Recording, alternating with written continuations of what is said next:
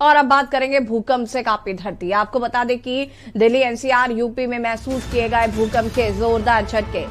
Delhi NCR में और UP में महसूस किए गए हैं भूकंप के जोरदार झटके। 6.3 मापी गई है भूकंप की तीव्रता। अब तक 6 लोगों की मौत हो चुकी है। एनसीआर यूपी में महसूस किए गए भूकंप के जोरदार झटके। घर में हिल रहे पंखे की रिकॉर्ड वीडियो की गई है। भूकंप के झटके के बाद लोग निकले अपने घरों से बाहर। बता दें कि उत्तराखंड में भी महसूस हुए हैं भूकंप के झटके। भूकंप के झटके के बाद लोग निकले घरों से बाहर।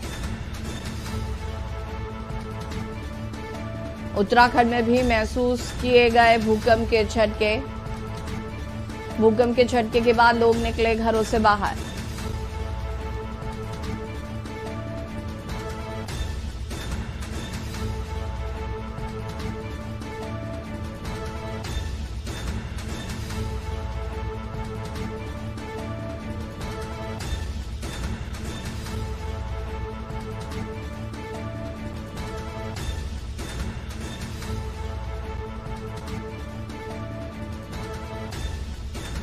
घर मिल रहे पंखों की रिकॉर्ड की गई है वीडियो।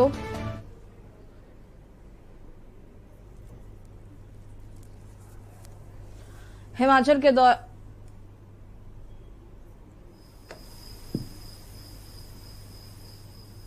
5 घंटे में भूकंप के 3 झटके महसूस किए गए। लखनऊ, लालको और बहराइच, ये 3 तस्वीरें आपको हम टीवी स्क्रीन पर दिखा रहे हैं। भूकंप के झटकों से दहशत का माहौल। लखनऊ में भूकंप के झटके आने के बाद लोग अपने घरों के बाहर निकले। बहराइच में भी आप देख सकते हैं कि किस तरीके से घर का पंखा हिलते हुए लोगों ने तस्वीरें अपने कैमरे में कैद की हैं।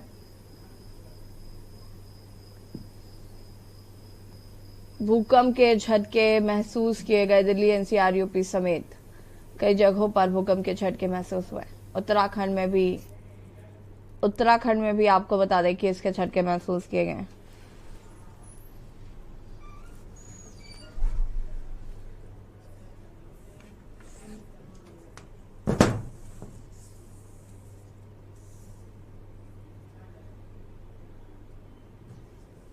और हमारे साथ दिल्ली से रेजिडेंट एडिटर अमित दुबे जी भी जुड़े हुए हैं। मोहम्मद शोएब लखनऊ से हमारे साथ जुड़े हुए हैं और राजू हमारे साथ मेरठ से जुड़े हुए हैं। सबसे पहले अमित आपके पास आऊंगी मैं। आज यूपी में भी, दिल्ली एनसीआर में भी, उत्तराखंड में भी भूकंप के झटके महसूस किए गए हैं।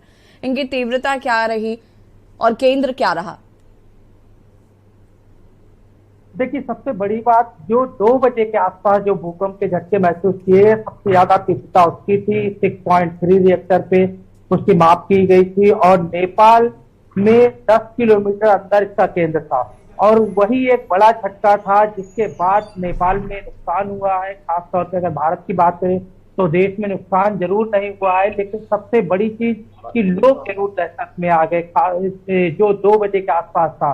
उत्तराखंड की बात करें, उत्तराखंड में या तमाम एरिया ऐसे थे जहां रिएक्टर 4 के आसपास जो है तीव्रता नापी गई है और तीव्रता 4.3 तक। ऐसे में ये एक बड़ी वजह थी कि ज्यादा नहीं थी। जो नेपाल से सटे इलाके थे, नेपाल में इसका केंद्र था और नेपाल से जो सटे इलाके थे उन सब जगह भूकंप का कंपन महसूस किया गया।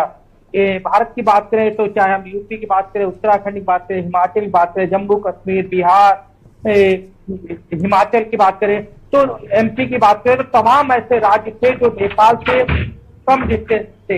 हालांकि चीन में भी ये झटके महसूस किए गए क्योंकि चीन की सीमा भी नेपाल से लगती है।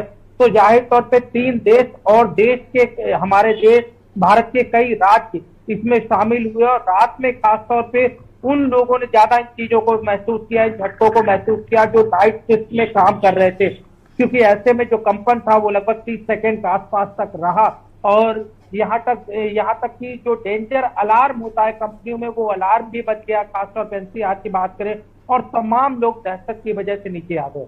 जी, मोहम्मद शोएब लखनऊ से हमारे साथ जुड़े हुए हैं। लखनऊ में भी हमने देखा कि लोग अपने घरों के बाहर आ गए थे जिस वक्त ये भूकंप आया है। एक अलग लखनऊ में भी हमने देखा कि तमाम वीडियोज आ रहे हैं वहां से कि लोगों के घर के पंखे जो हैं वो हिलते नजर आ रहे थे। लोगों ने ये तस्वीरें भी कैद की हैं। जी बिल्कुल, आपको बताना चाहेंगे कि लखनऊ में बैक टू बैक दो भूकंप आए हैं। एक देर शाम में आया था, एक लगभग 8:30 बजे की भूकंप था, वो थोड़ा हल्का भूकंप था। जो 1:57 जो दूसरा भूकंप आया बैक टू बैक, इसमें काफी लोग डरे सहमे भी दिखे हैं और काफी लोग अपने अपने घरों से बाहर भी भागे हैं। काफी दिक्कतें भी हुई है। और आपको बता दें कि लखनऊ में जिस तरह से भूकंप आया है, लोगों का यही कहना था कि लोग इस डर में सो नहीं पाए कि तीसरा भूकंप कहीं ना आ जाए। इसी कारण जो है रात भर लोग काफी लखनऊ में जगते रहे, दहशत का माहौल काफी रहा है। और फिलहाल आपको बता दें, लखनऊ में किसी प्रकार का कोई ऐसा ही मतलब जनहानि नहीं हुई है कि किसी का भारी नुकसान का सामना उठाना पड़े, किसी को कोई दिक्कत हो। जी ठीक है, राजू हमारे साथ जुड़े हुए मेरठ से। राजू, मेरठ में क्या देखने को मिला? यहाँ पर भी भूकंप के झटके।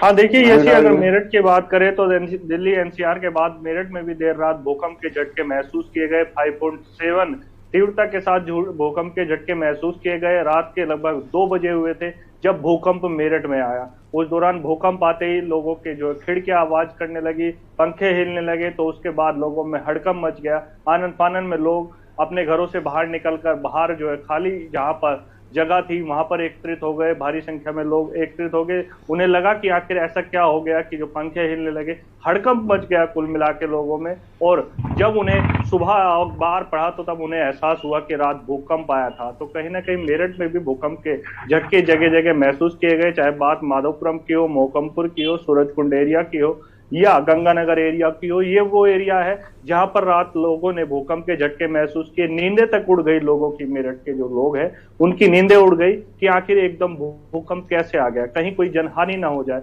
इस वजह से लोगों को रात में नींद भी नहीं आई। अगर कोई जनहानि की वजह से मेरठ में बात करें तो इस तरह का कोई भी प्रकरण सामने नहीं आया। उसके बाद जो है मेरठ में अब फिलहाल शांति का माहौल है। भूकंप के रात झटके महसूस मेरठ वासियों ने किए थे। जी बिल्कुल, यहाँ पर किसी तरीके की कोई जनहानि तो नहीं हुई है राजू, जो जानकारी मिल पा रही है? किसी का मकान क्षतिग्रस्त हुआ हो या कुछ भी ऐसी कोई खबर? हाँ बिल्कुल, देखिए जैसे मेरठ में अभी तक तो कोई ऐसा मामला प्रकाश में नहीं आया है जिससे जो कोई जनहानि हुआ, किसी का मकान क्षतिग्रस्त हुआ या कोई अन्य दुर्घटना हुई हो। इस तरह की कोई भी अभी बात सामने निकल कर नहीं आई है। लेकिन देखिए शाम तक का समय है, शाम तक खबरें जो है आएगी, उसके बाद ही साफ किया जाएगा कि क्या कोई ऐसी घटना हुई है जिससे भूकंप की वजह से कोई घटना हुई है। जी ऐसी जी शोएब, ऐसे लखनऊ में भी क्या किसी तरीके की कोई खबर मिल पा रही कि किसी का मकान क्षतिग्रस्त हुआ हो या इस तरीके की कोई खबर मिल पा रही हो यहाँ पर? शोएब जी बिल्कुल, आपको बताना चाहेंगे कि लखनऊ में इस प्रकार की कोई भी जनहानि नहीं हुई है। किसी का कोई नुकसान नहीं हुआ है। फिलहाल अभी तक कोई ऐसी जानकारी नहीं प्राप्त हो पाई है कि किसी का नुकसान या कि लखनऊ में किसी प्रकार की कोई परेशानी आई हो। जी अमित जी, कल चंद्र ग्रहण भी था और कल कार्तिक पूर्णिमा भी थी और हमने देखा कि लोग कल चंद्र ग्रहण को लेकर पहले ही अपने आवास में थे, अपने घरों में थे और ऐसे में देर रात भूकंप के झटके महसूस किए गए। तो कहीं ना कहीं लोगों के मन में दहशत का माहौल तो जरूर हम देख रहे हैं। और दिल्ली में भी क्या इस तरीके की खबरें आई हैं कि कहीं पर किसी के घर क्षतिग्रस्त हुए हों या किसी तरीके की कोई हानि हुई हो?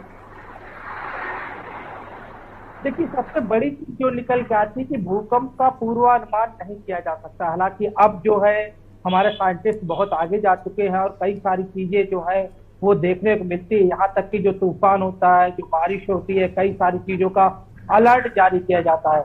लेकिन भूकंप को लेके अब तक जो है पूर्वानुमान नहीं लगाया जा सकता है। और दूसरी चीज, ना ही इसे लेके किसी तरह का अलर्ट जारी किया जा सकता है। और यही बड़ी वजह है कि भूकंप की जो घटना होती है, खासतौर से जो पृथ्वी हिलती है, चाहे वो कोई भी राज्य प्रभावित हो, कोई भी देश प्रभावित हो, वो सिर्फ उससे बचाव ही कर सकते हैं। और ऐसे में तमाम लोग, खासतौर पे जो तीव्रता नेपाल में देखी गई थी 6.3 का, अगर वही तीव्रता देश में देखी जाती, खासतौर पे दिल्ली एनसीआर में देखी जाती, तो एक बड़ा नुकसान जो है यहाँ पे हो सकता था।